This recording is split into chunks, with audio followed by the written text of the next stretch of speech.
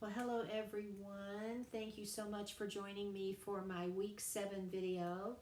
And this video is about preparing for the upcoming midterm exam. So if you'll follow along with me, click on content up toward the top of our Brightspace course page, and then on course documents, and then look for the midterm exam prep sheet. So this week, week 7, which is March the 1st through the 7th, I'll ask you to take the midterm exam. And you need to complete both parts 1 and 2 of the midterm and submit them before 11:59 p.m. this coming Sunday, the 7th of March. And the exam will consist of the following: 5 multiple choice questions, each of which will be worth 10 points. 5 quote identification questions, each of which will also be worth 10 points, and then 1 short essay question, which is worth 100 points. So the total points possible are 200 points, and this makes up 20% of your final grade in the course. So here are the things you need to study for part 1. You want to know the following periods and the following genres. And remember, that's a fancy word for types or kinds of modern American literature.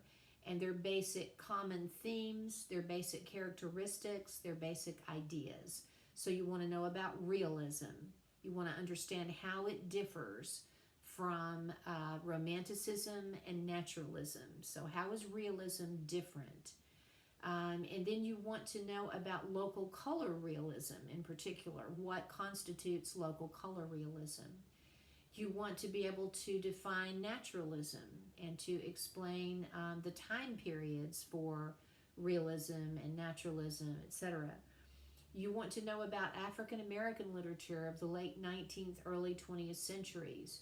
You want to know about early 20th century poetry, about imagism, and you don't want to confuse imagery, a technique that almost every author in the world uses, with imagism, and then symbolism. So you want to look back at the documents, the sheets on all of these various genres and techniques, and you want to read through the discussion boards. I'm going to open them for you so that you can go back and read through them and really have a good understanding of the concepts and the texts that we've studied. You want to perhaps look back at my videos that correspond with these sheets that we've looked at, and you can look at your syllabus and at the weekly checklist for listings of all the documents and the discussion boards that we've engaged in thus far. But you want to pay attention to the quotes, to the terms, and to the main ideas that are pointed out on these documents that I've asked you to read, in the videos that I have made for you, and in the discussion boards. So know the various genres, know their time periods, know their salient points, so their most significant points, and their identifying elements. So I may ask you, give me the time frame for realism. When did realism happen in American literature? I may ask you to tell me how it differs from naturalism and romanticism. So that sort of thing. And part 1 of the exam, you may not use your textbook or class documents at all during part 1. And it's divided up into those 2 sections that I just mentioned earlier. The first one consisting of 5 multiple choice questions. And you must choose the best answer. So here's an example of what one of those questions might look like. The period of time that encompasses the realism period in American literature is A, 1914 to 1945, B, from the war between the states, so the Civil War, up to 1914, C, from the Civil War, so again 1865, to the turn of the 20th century, 1900, or D, 1850 to 1910. Well, if you guessed letter C, from the Civil War to the turn of the 20th century, guess what? You are correct. And as a matter of fact, the little bird who's been twittering in my ear told me that this very question just might appear on the midterm. So see how it pays to listen to my video ramblings, musings, It pays off, my friends. So there, I just gave you some points there. That second part of part one features actual quotes or passages from the text that we've read so far. Not all of them, but some of them. And it will be your job to identify which text it is, so the title and the author. And a listing of text and authors will be provided for you. However, not all the names of the authors and text that are listed will actually be used. So there will be more authors and titles listed than you'll actually use to answer the questions. So it will be up to you to figure out which author and text goes with which quote. And note that I will not mix up the author and the title. So in other words, I won't give you a title that the correct author's name is not matched up with. They will be matched correctly. So here's an example of what one of those quotes might look like. In all things that are purely social, we can be as separate as the fingers, yet one is the hand in all things essential to mutual progress. And so if you've been doing your reading, you know that that is from Booker T. Washington's Atlanta Exposition Address. And that same little bird that's been tweeting in my ear is saying, ha ha, that question's probably going to be on the midterm too. So see, those of you who watch my videos, you are just being given the answers to 2 questions that are likely to be on the midterm exam. Note that I will not use quotes from the text we've read so far that we have not discussed in the discussion postings. They will all be quotes that will come from discussion board questions. So that's why it's going to be really helpful to go back and actually read through those discussion board postings and look at the questions. Part 2 of the midterm, again, consists of a short essay question. You can and you should use your Norton Anthology textbook and your class documents for this section of the exam. So you'll be expected to write at least 4 to 5 paragraphs in response to the prompt that I'm giving you here below. So you're going to know in advance what you're writing about. Your essay should have a clear, identifiable thesis statement at the end of your very first paragraph, and it should have paragraphs that each contain a topic sentence. So that's the very first sentence of the paragraph that tells your reader essentially, here's what this paragraph is going to be about. And also, it should contain 2 or 3 main points. You must quote from your chosen text that you'll be writing about at least 2 times. If you don't do that, I'll deduct points. And you must cite those quotes within your paper in correct MLA formatting. So after a quote from a short story or a novel or whatever, you would have in parentheses the author's last name, the page number, the end parenthesis, and then the period. And after a quote from a poem, you would not have the page number, but you would have the author's last name and then the line number. You will not need a works cited page on this midterm exam, but your essay should contain a formal heading in MLA formatting. It should be double-spaced. It should be typed in Times New Roman 12-point font. And if you don't do those things, then I will deduct points. So here is the essay question prompt that you should consider. Choose and comment on one text that we have studied so far this semester. What are the main messages and themes inherent in this text? What particular genre or technique does this work represent? So, is it realism? Is it local color realism, maybe? Is it naturalism? Is it African American lit of the late 19th, early 20th century? Is it early 20th century poetry? Is it imagism? Is it symbolism? And what elements let you know that this particular text serves as an example of its specific genre or technique? So note that you can look back at your syllabus and you can see which texts fall into these categories, because you'll see, going along the syllabus, Unit 1, Unit 2, Unit whatever, symbolism, Unit whatever, imagism, right? And the texts that fall in that little unit will be examples of that particular genre or technique. So you want to make sure that you answer all of the questions within your little short essay. You want to tell me the main themes, the main messages in your view that the author is trying to get across. You want to tell me what genre or technique the work is representative of, and you want to explain what elements let you know that this text serves as an example of, say, realism or naturalism. And you want to quote at least 2 times. You can quote more than that if you want, but at least 2 times. Be sure to not use first or second person in your writing. So no I, no me. I think that you will really enjoy War is Kind by Stephen Crane. No, that marks you as a high school writer. You're a college writer now. Avoid first person and second person. No I, me, you, or your, unless those words are part of a quote that you're using.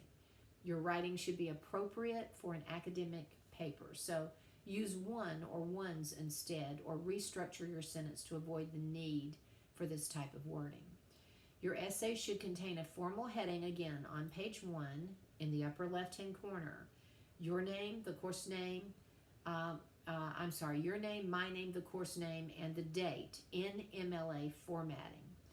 And then your name and a page number should be listed in the upper right-hand corner of any remaining pages. And I've given you some examples. So note that the date here doesn't say October 9th, 2020. It says 9 October 2020. That's what MLA would have you do, right?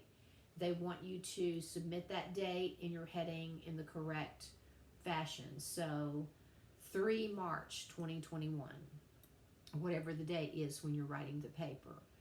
And here's an example of an incorporated quote with a correct in-text citation in MLA formatting, because you do not want to drop your quotes. Remember the golden rule.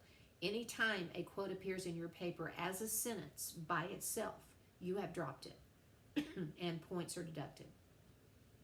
You have to incorporate that quote into your own sentence structure, into some wording of your own. So here is an example. The author masterfully presents a seemingly naive young man who poses as a Bible salesman, quote, well, lady, I'll tell you the truth. Not many people want to buy a Bible nowadays, and besides, I know I'm real simple. I don't know how to say a thing but to say it. I'm just a country boy, unquote. And then in parentheses, the author's last name, O'Connor, the page number from where the quote is taken, 362, end parentheses, and then your period. Excuse me. So notice that if that colon after the word salesman had been a period, oh, excuse me, I am allergic to something, then the quote would be dropped because it would appear all by itself as a sentence. But because that is a colon there after the words Bible salesman, the quote becomes part of your sentence structure and it is not standing alone. So it isn't dropped. You can use the colon. Oh my goodness. I am so sorry. You can use the colon method when your sentence before the quote is a complete sentence, also called an independent clause. So it has a subject, it has a verb, it forms a complete thought and sentence within itself. If your sentence before the quote isn't a complete sentence, you'd have to turn that colon into a comma in order to incorporate the quote. Notice there's no comma between the author's last name and the page number in MLA. Do not do that. It's just O'Connor 362. And notice that the period only comes after that last parenthesis mark. You're not going to put a period after I'm just a country boy after that quote, because that's not the end of your sentence anymore. You've now included an in-text, also called a parenthetical citation. So the end of your sentence now comes after that citation. So no period, no punctuation up until that point. And remember again that in poetry, you'll place the line number, not the page number, but the line number in the in-text citation. And again, you want to avoid losing points for dropping quotes. So you'll take part 1 of the midterm by going to quizzes up at the top of our Brightspace course page, and then by looking for midterm exam part 1. The questions all, including the quote ID questions, will be multiple choice, and the test will be timed. So you'll only have X amount of time in which to take it, and you should not use any aids whatsoever in taking that part of the exam. You must take it before 11:59 p.m. on Sunday, March 7th. Otherwise, after that, it closes and it's too late to take part 1. You can upload your short essay for part 2 into the assignments tab on our Brightspace course page up at the top again, and look for midterm exam part 2. So you can take all the time that you want to write that little short essay response to the prompt. And however, you have to upload it into the assignments tab no later than 11:59 p.m. on Sunday, March the 7th. If you go past that deadline, that assignment will close and you will not be able to upload it. So very important to remember that. So in terms of choosing a text, my advice to you is to choose a text that you really enjoyed, something that resonated with you. And there are lots of choices that we have. If you go back and look from the very beginning, we have Desiree's Baby by Kate Chopin and A New England Nun by Mary E. Wilkins Freeman. And both of those are examples of local color realism. How do we know? Well, we have the vernacular. We have that use of dialect, the way people really would have sounded when they talked. We have customs of the time. We have descriptions of both places that are very vivid. And we have a very realist kind of situation, something that realistically could happen to real people back in these times. And then we looked at War is Kind, that excerpt from the long poem War is Kind by Stephen Crane. And it is an example, of course, of naturalism because it's very dark and very bleak. So that's a choice that you could use. We have The Wife of His Youth by Charles Chestnut, that wonderful example of African American lit from the late 19th, early 20th century. A beautiful love story, which we also could say is local color realism because the characters have a choice about what they do. And also we have that use of dialect with the character of Liza Jane. We have then Booker T. Washington's Atlanta Exposition Address and W.E.B. Du Bois's Of Mr. Booker T. Washington and Others. So the two texts that were debated over in our discussion board. And so, of course, they are examples, again, of African American lit of the late 19th, early 20th centuries. And they are obviously different than some of the other texts we read because they're not fiction. They are nonfiction. And then moving on, we had Amy Lowell's September 1918 and her poem New Heavens for Old. And both of those were very firm examples of imagism, right? Because she uses those sharp images to, just a succession of them, to really appeal to our emotions.